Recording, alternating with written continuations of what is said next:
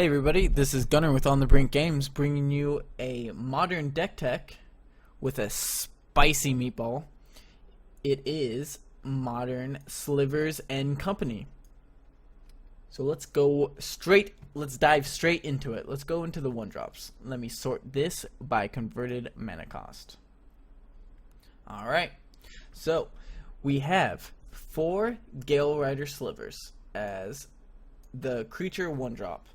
This creature gives all of my Sliver creatures you control flying. So it gets flying itself and gives its friends flying also.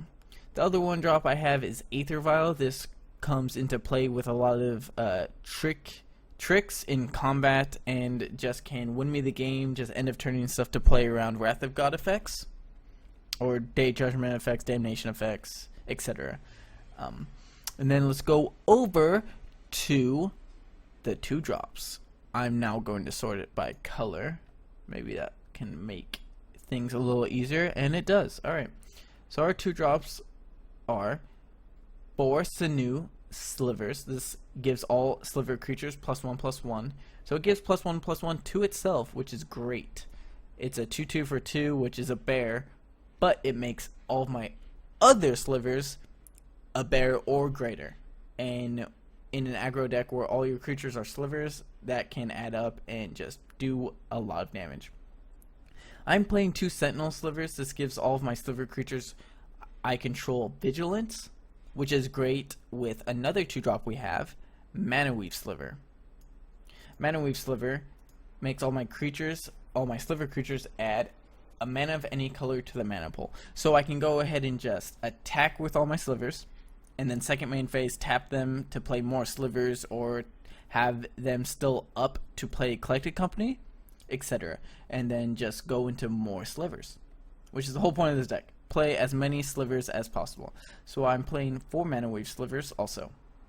Then let's go over to our blue 2-drop, which is Diffusion Sliver. Diffusion Sliver reads, whenever a Sliver creature you control becomes a target of a spell or ability an opponent controls, counter that spell or ability unless its controller pays 2. Kind of like a Cure the Glass Spinner, but they just have to pay. So it's more, actually, I guess it's more of a Frost Titan ability because they pay 2 mana instead of it just gets countered. It's a 2 mana 1/1, which by itself is not great, but that ability, on top of all the abilities that all the other Slivers give, it can be insane and make my creatures unkillable, especially in the early game. Then let's go over to my 1 3-drop Black Sliver, which is Siphon Sliver. It gives all my creatures lifelink. It's a 2/2 for 3. On the front, it's like, why would you want to spend 3 mana for a 2/2 that has lifelink? I mean, that's pretty good, not great. I mean, look at Nighthawk. It's a 2/3 with flying, death touch, and lifelink. Yeah, and that card's insane. So I guess Siphon Sliver can actually be that in this deck. Siphon Sliver can be Vampire Nighthawk. It can also make all of my other creatures Vampire Nighthawks also, which is great. And then let's go over to my red 3-drop, which is Sledge Sliver. Sledge Sliver gives all other Slivers I control +1/+1 as long as I control Swamp, which if we look over at my mana base really fast, I have a couple swamps over here. I have 2 Overgrown Tombs and a Blood Crypt. So I have 3 black sources, swamps, that I can get. I also have 3 sacklands that can get them. So not a whole lot, but it does happen where it is a Lord and it gives all my team +1/+1. And it's a 2/2 for 3, which is also pretty good if it's pumping up the jam with all the other creatures. And it's also has a great ability that has all Slivers have pay black to regenerate this permanent, which is great. And let's go over to my other red 3-drop Sliver, which is Blur Sliver. It goes so fast you can't even see it.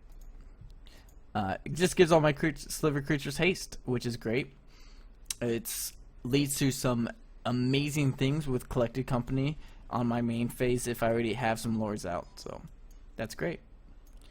And let's go over to my green Sliver, another green Sliver in the 2-drop selection, which is Predatory Sliver, which is exactly the same as Sinew Sliver.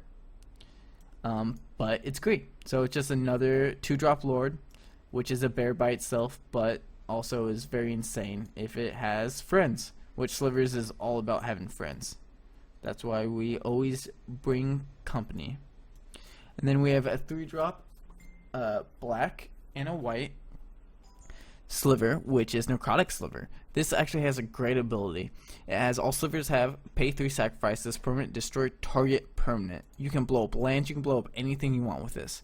It's insane and can lead to a very cool game plan. If you're not going aggressive, you can go ahead and just be denial and kind of turn into a deny deck like Death and Taxes, etc., or Goblins and Legacy, which is great. I love those decks. So, and you can really grind your opponent out with Necrotic Sliver late game, and go over to my land base and Sliver Hive, where I'm making 1/1 slivers at the end of the turn, but then also being able to sacrifice them to blow up permanents. So that's Necrotic Sliver. And then we go over to a black and a green Sliver for 2 mana, which is Darkheart Sliver, which all Slivers have sacrifices permanent. You gain 3 life. It's a 1-of. It's great. It's kind of hedging against burn. If I draw this card against burn and I actually have some Slivers, they really can't win because I just sacrificed all my creatures, and if they don't, in response to lethal burn, I can sacrifice all my creatures or enough creatures to survive. And if they don't make me sacrifice creatures, then they're just going to be overpowered by how strong my Slivers are, which they get large quick.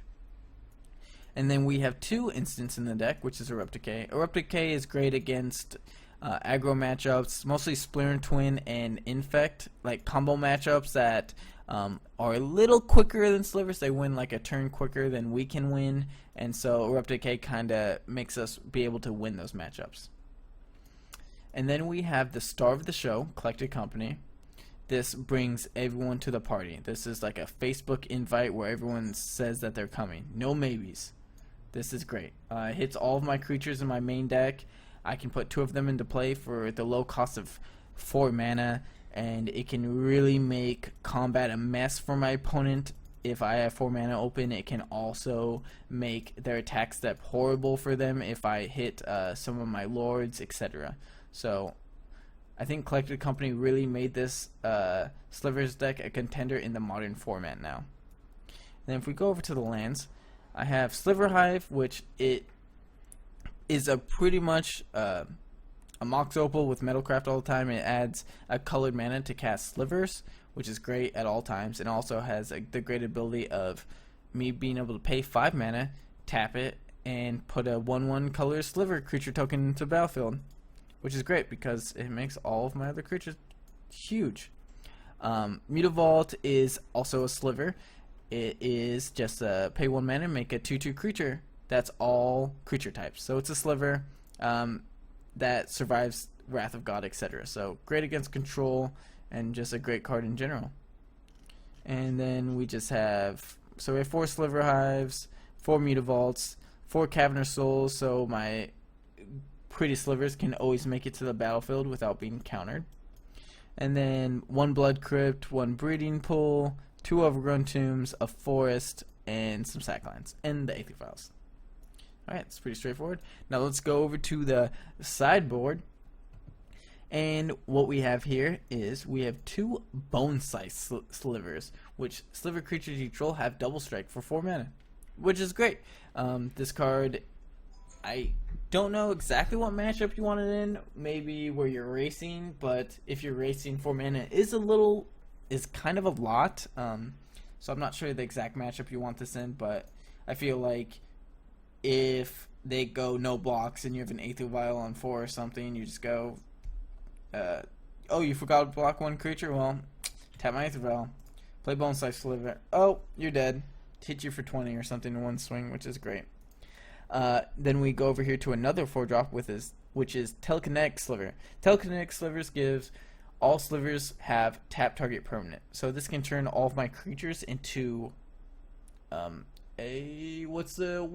card do I want? I guess a Deceiver Exarch, I guess. But at any point of time, I don't have to play anything. I just play this, and then all my cards are Deceiver Exarchs.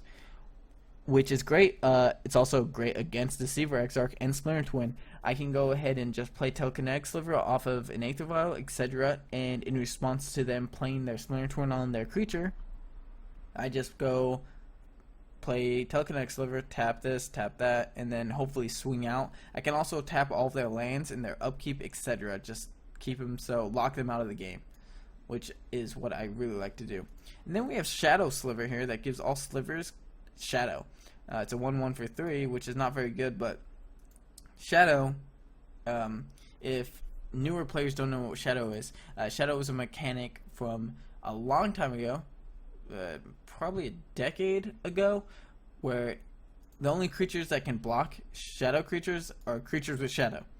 So pretty much Shadow Sliver just gives my team unblockable for 3 mana every game, or every turn. So it's a great card in creature mirror matches where the board gets clogged.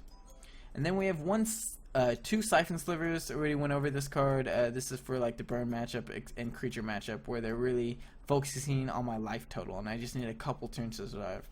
Darkheart Sliver. Went over this also, just for the burn matchup, etc. We have 2 more Replicates to bring in against a combo matchup, and infect, just combo matchups in general.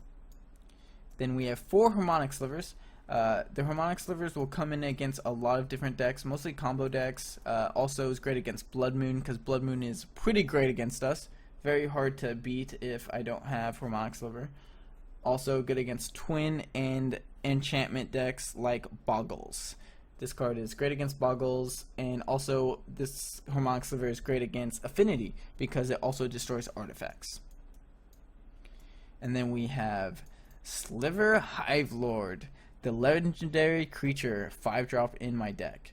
This just gives all creatures indestructible, which is great against Damnation and Friends.